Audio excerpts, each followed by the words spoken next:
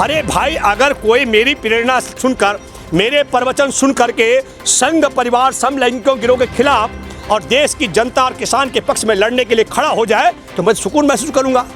अगर मौलाना कलीम सिद्दीकी के प्रवचनों से कोई व्यक्ति प्रभावित होकर इस्लाम को ग्रहण करता है तो इसमें कौन सा बड़ा अपराध है भाई। मौलाना कलीम सिद्दीकी जी की आप संपत्ति दुगनी हुई है तो ये गिरफ्तारी का मामला नहीं, आयकर विभाग का मामला है। मुसलमानों के धर्म गुरु हैं मौलाना कलीम सिद्दीकी जी, उनको देर रात गिरफ्तार कर लेती एटीएस जी और इल्ज़ाम लगाती है कि ये जबरन धर्म परिवर्तन कराते हैं। देखिए, मैं आपको बताता हूँ उसके पहले उसके जांच का हीरो कौन है। एडीजी प्रशांत कुमार। वो एडीजी प्रशांत कुमार जिसने हाथरस में वाल्मीकि की बेटी जिसकी जुबान काटी गई, कमर की हड्डी तोड़ी गई, गैंग रेप किया गया, बलात्कार, तो 2020 में कहा कि कोई बलात्कार नहीं हुआ। सीबीआई की चार्जशीट है, बलात्कारी जेल के अंदर बंद है। वो एडीजी जिसने कावड़ियों पर पुष्प वर्षा की थी 2018 में, तुम उसका जिक्र कर रहे हो। वो कह रहे हैं कि मौलाना की आमदनी पिछले 2 दशक में दुगनी कैसे हो गई। और हम पूछते हैं कि भारत की तमाम आपके माध्यम से कि मोदी जी आपने देश का LIC बेचा, घेल बेल सेल रेल बस सड़कें जहाज तमाम बेच डाला। पैसा कहाँ गया मोदी?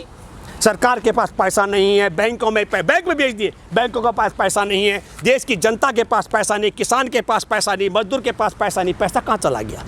अरे भाई, अगर मौलाना कलीम सिद्दीकी जी की आप संपत्ति दुगनी हुई है तो ये गिरफ्तारी का मामला नहीं, आयकर विभाग का मामला है। लेकिन आपका जो सवाल है, मैं कहना चाहता हूँ कि हमारे देश में सुशांत राजपूत की आत्महत्या के बाद 100 ग्राम चरस पकड़े जाने पर 20,000 हिस्टोरियाँ लगी हैं, 20,000 हिस्टोरियाँ हमारे देश के अंदर। और आपको पता है तमाम एजेंसियाँ, CID, CBI, नारकोटिक्स विभाग से लेकर तमाम सड़कों पर थे, रोज चर्चाएं होती थी।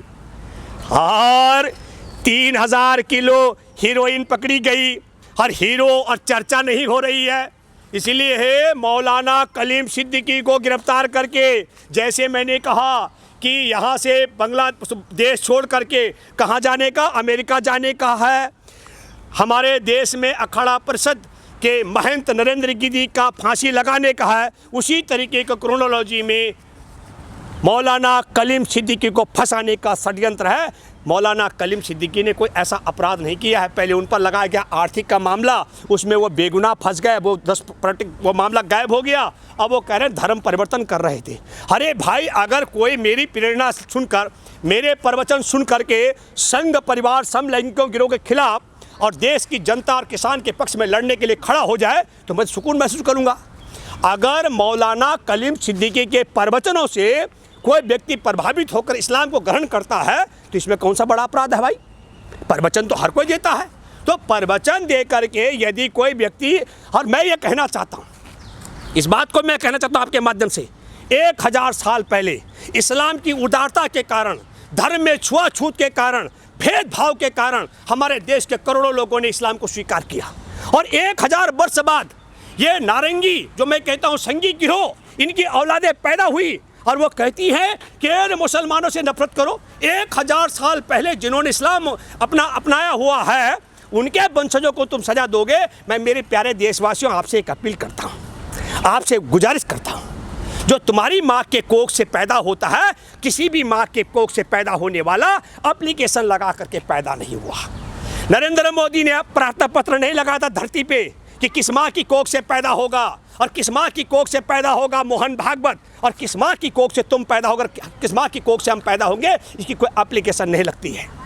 लेकिन तुम्हारी माँ की कोख से कोई पैदा हो गया तो उससे तुम प्रेम करो, और दूसरे की माँ की कोख से पैदा हुआ उससे नफरत करो। ये नहीं होना चाहिए। आप में से जो ब्राह्मण की कोख से पैदा हुआ और जो पुनर्जन्म मानते हैं उनके लिए मैं कह रहा हूँ, हो सकता अगली बार तुम किसी मुस्लिम माँ की कोख से पैदा हो सकते हो, कि दलित माँ की कोख से पैदा हो सकते हो, किसी पशु की माँ की कोख से पैदा हो सकते हो। इसलिए मैं ये कहना चाहता हूँ, ये एप्लीकेशन का मामला नहीं है, सबका अपने रीति रिवाज है। किसी दूसरे की माँ की कोख से जन्म लेने वाले से नफरत मत करो। और अपने ही सिर्फ ये पशु प्रवृत्ति है, कि मैं अपने ही तक ही सीमित रहूं, इसलिए मैं आपके माध्यम से कहना चाहता हूं कि ये चुनाव का रंग ढंग है, ये बहुत कुछ रास्ते अख्तियार करेंगे। उत्तर प्रदेश के मतदाताओं से मैं अपील करता हूं कि इस चिमटा वाले चिलमी बाबा को सत्ता से बेदखल करो और सच में औलाद वाले को लेकर के सत्ता में बिठाओ। धन्यवाद। जय हिंद, जय जवान, जय किसान।